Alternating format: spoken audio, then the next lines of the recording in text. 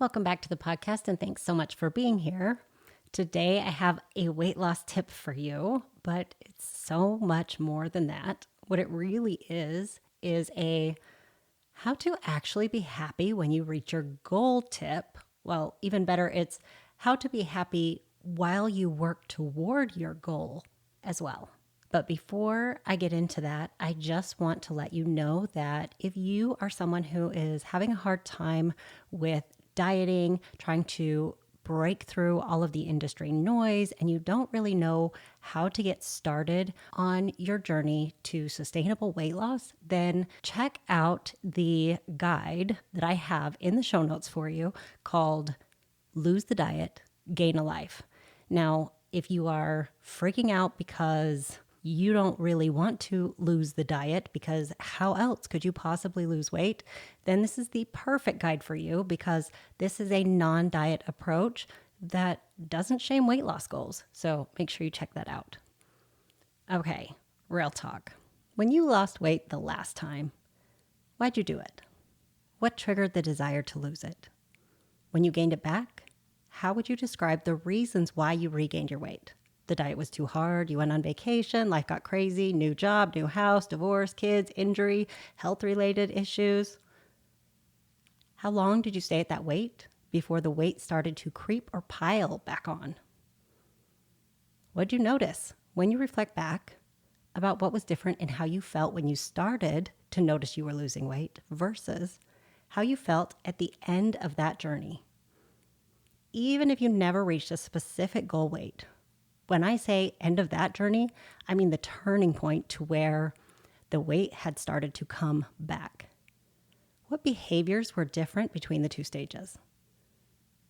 We all have this magical ability to look back at times in our lives and tell a story through a biased lens. You, me, everyone.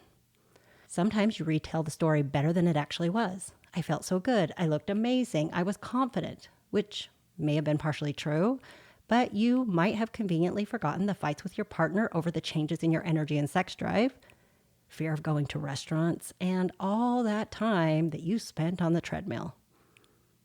You might forget that as soon as somebody walked by with a cookie, you had to beeline the other way so you wouldn't cave and ruin everything. You probably forgot about how much body checking, pinching, and sucking in you were doing, and even if you don't, you may have even described that part as rewarding, necessary. Other times, you tell the story like it was hell and torture the entire time. I was miserable. I was obsessed. I hated everything I was eating. I had to be so disciplined. It was too hard, not fair. It just sucked. But you forget about how proud you were at 5 a.m. when you got out of bed the whole week in a row, how excited you were to run that first mile without stopping, or how great it felt to be doing something for yourself and work toward a tough goal. We do this with a lot of things. Relationships we're in, how it feels to give birth, followed by sleepless nights and, well, teething. Working in an environment that we left and now regret, or leaving and now feeling justified. Our bias tells the story in a way that helps us avoid feeling bad about whatever we're doing now, or to motivate us to make a change. This sounds really confusing, right? Basically, your brain is telling you what it thinks you want to hear in a way that will help you take your next step. If it thinks that the best option is for you to stay the same, it will tell you things to help you stay the same. If it thinks your next option is to do something about whatever problem you have, it will tell you things to help you change your behaviors and motivate you to get started. If you're overeating all the things and gaining weight, your brain might remind you about how miserable your dieting days were. Keeps you the same. If you start to feel motivated by an upcoming event, your brain might tell you how happy you were and that it was just life circumstances that made you quit. You should try again. Motivates you to change. Neither story is the full truth or a full lie. It's always somewhere in the middle. But both of these stories are rooted in the same soil. A thought that says, everything sucks right now and it would be better if you could just lose a few pounds. You keep thinking that losing some weight will make you happy. Now, don't go clicking out of the podcast yet. Hear me out. Losing some weight might contribute to making you happy. It's not what creates the happiness you experience, though. You've made weight loss your Mariah Carey. A superstar diva that gets all the kudos, but the backup dancers, writers, and musicians get way less credit than they deserve. The problem with the thought that losing weight will make you happy, or with feeling happy when you think, I look skinny, is that when you lose your weight and you're feeling really good about the way that you look, then any time that you have an overeat or you're tempted around certain foods that maybe you've cut out to get there, or you have a day where you feel bloated, you're going to feel unsafe in your body because your self-worth is essentially tied to your jean size and the way that you look. You notice very small changes in your body quickly, and they feel like devastation because you think that it's your body that's giving you the safety. And that's a losing battle because bodies change and because you expect your body to provide feelings for you that have nothing to do with its actual job. Its actual job to allow you to experience life.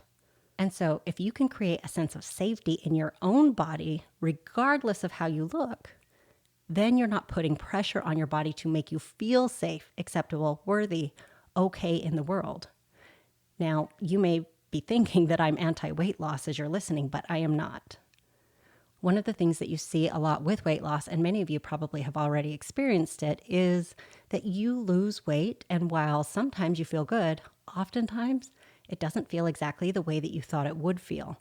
And the reason it doesn't feel exactly the way you thought it would feel is because you think that you're unworthy in the body you have today, and that a thinner, smaller, skinnier, better body, air quotes, is going to give you more self-worth.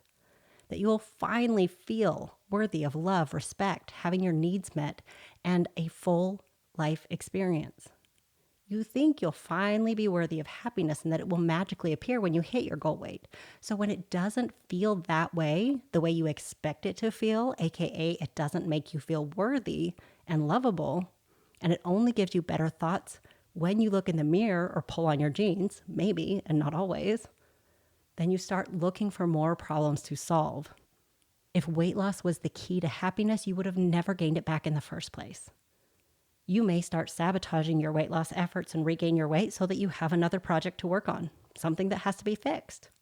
You'll notice that it starts feeling really hard and maybe not even worth it.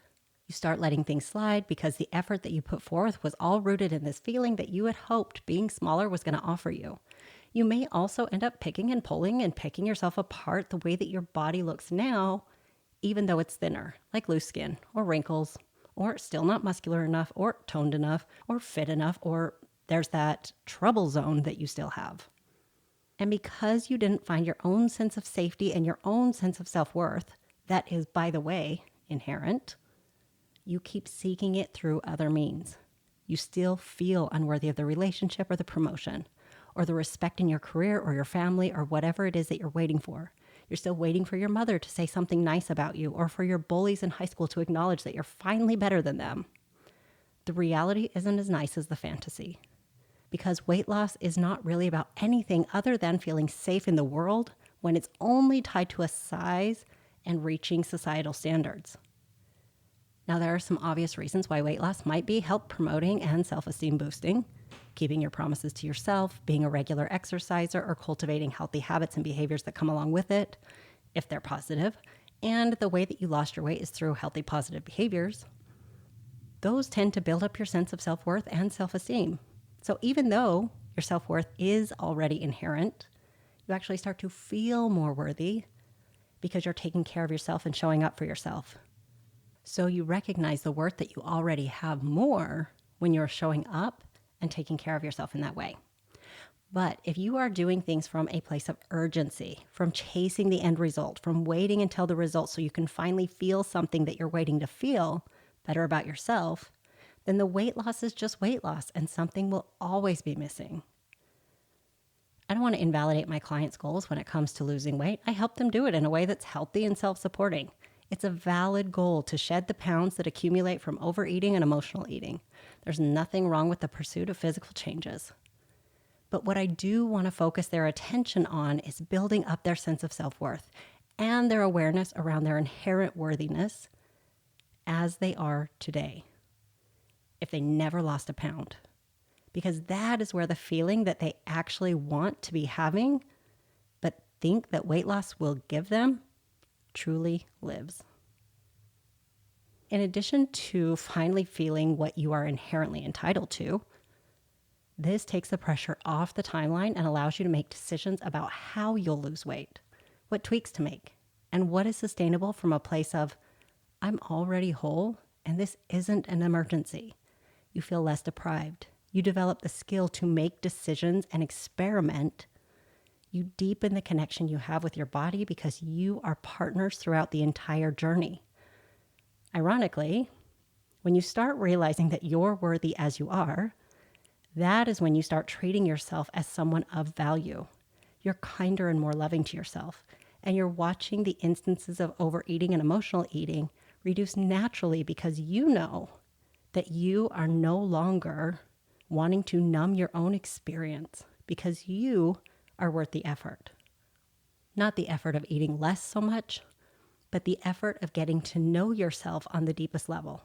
You begin to honor and respect the emotions that are communicating with you that something feels bad and the solution requires more than an immediate attempt to just feel better as quickly as possible by eating or drinking, shutting down. You become more interested in feeling better forever because feeling better is an inside job and you're doing that work.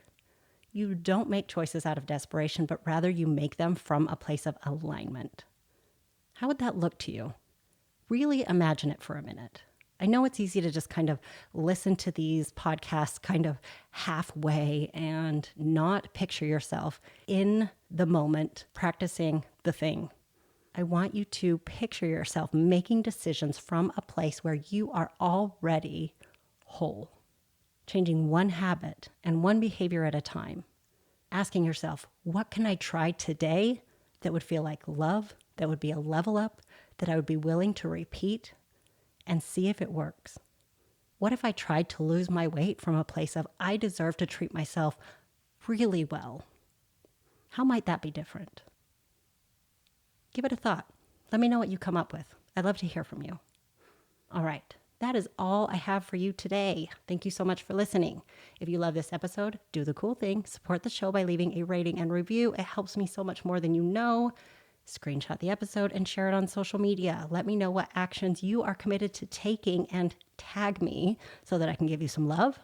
All my information is in the show notes along with that free guide, Lose the Diet, Gain a Life, to help you start cultivating the habits that feel like love, are in alignment, support your body, and help you be on the same team. If you have any questions or thoughts on this episode, ideas for future episodes, or you want to learn about how we can work together one-on-one, drop into my inbox. It's always open for you. Bye.